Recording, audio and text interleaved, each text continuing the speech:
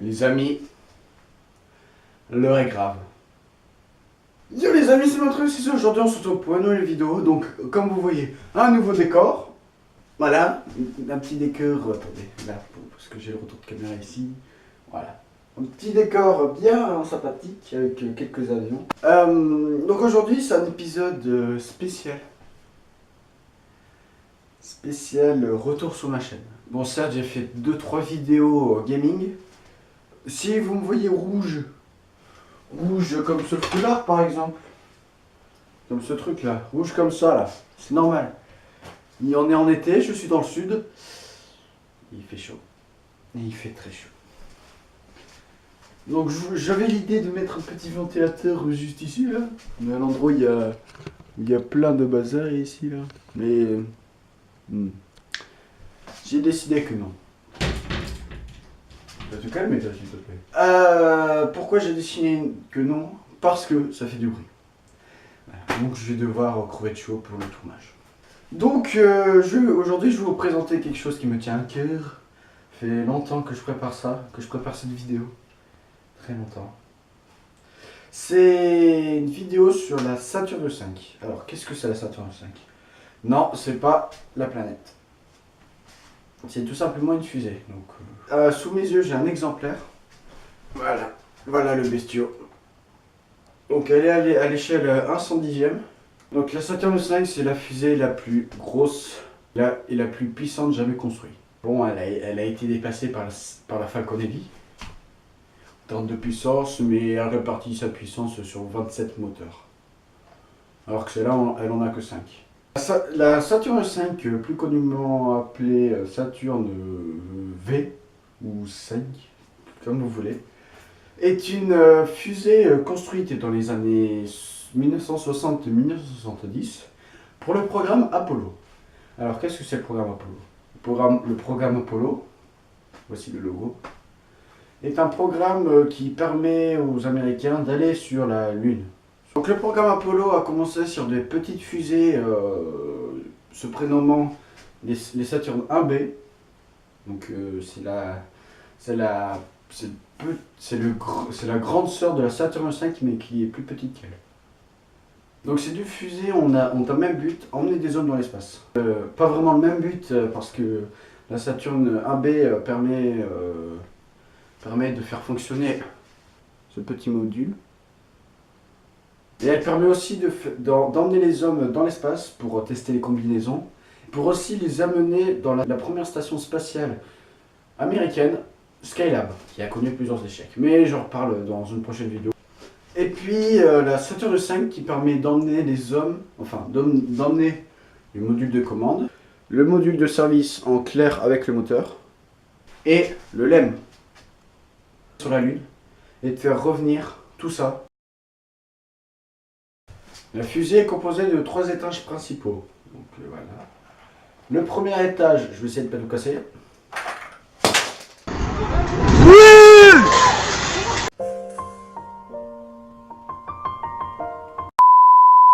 La Saturn V, voilà, est composée de 3 étages. 3 étages principaux. Le premier, le SIC, est l'étage le plus gros jamais construit sur Terre. Il mesure 10 mètres de diamètre, donc pas la reproduction, la vraie fusée. La vraie fusée mesure 10 mètres de diamètre, pour environ 42 mètres de hauteur, et possède 5 moteurs F1, les moteurs les plus puissants jamais construits au monde. Le SIC a une masse de environ 2282 tonnes. Sa poussée est d'environ 33,7 tonnes, ou 33,4 millions de tonnes.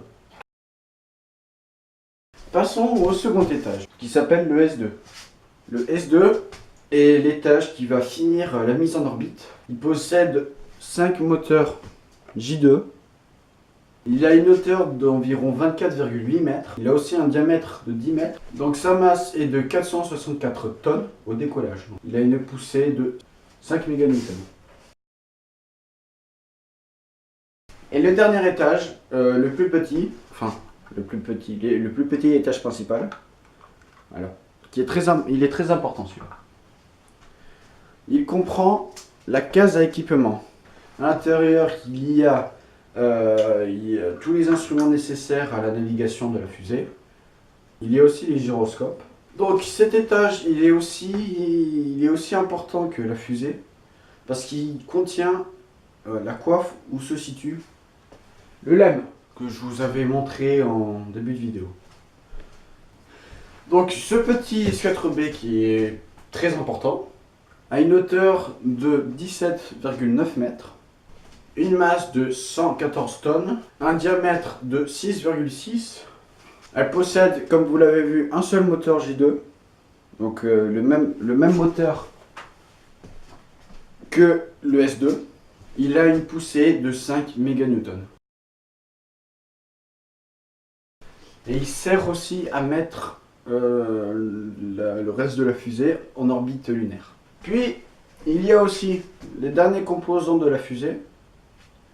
Il y a le LEM qui se situe dans la coiffe supérieure. Il y a la coiffe, le module de service qui se trouve ici, là, le module de commande qui se trouve juste au-dessus du module de service, et puis la Launch Escape System, la tour de secours, qui englobe la capsule donc dans le petit cône blanc, pour l'éjecter de la fusée en cas de problème. Et puis sans transition, je vais passer au déroulement du vol. Donc sur son pas de tir, la fusée démarre entière. Puis, au bout de 2 minutes environ, la fusée se sépare. Voilà. Donc c'est à partir du S2. Le S2 se met en route et part. Et pendant ce temps, le SIC retombe sur Terre, dans la mer, et il explose.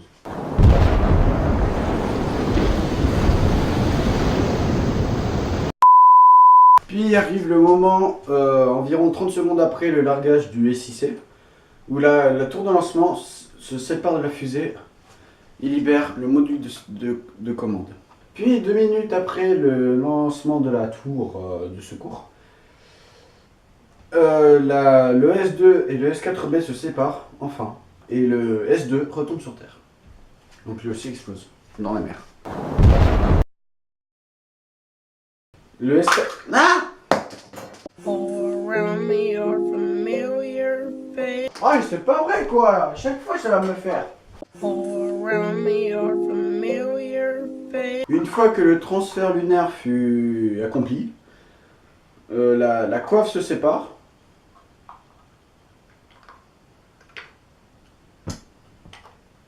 Voilà. La coiffe se sépare.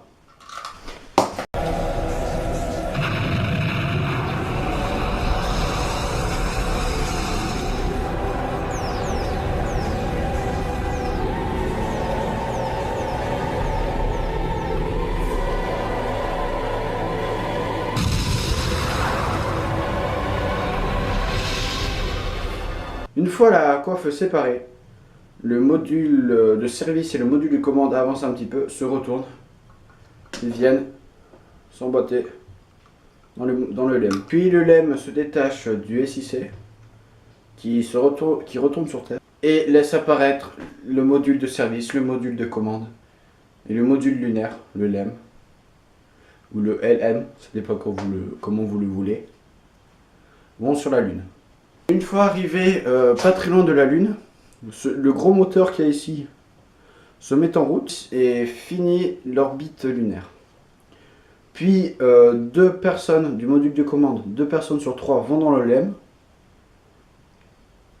puis atterrissent sur la Lune. Voilà. Puis 2 jours plus tard, 2 jours après l'atterrissage sur la Lune, le LEM se sépare en 2 parties. Puis la moitié du LEM se met en orbite lunaire pour pouvoir s'arrimer au module de commande et au module de service. Puis les 2 personnes qui étaient dans le LEM rentrent dans le module de commande. Puis la moitié du LEM retombe sur la Lune. Puis environ 1 semaine après être allé dans l'espace, le petit module de commande déploie ses parachutes, atterrit dans l'océan Pacifique. Donc j'espère que cette vidéo rapide vous a plu. N'hésitez pas à mettre un petit pouce bleu, à vous abonner à la chaîne et de mettre un petit commentaire sympa si vous voulez. Salut!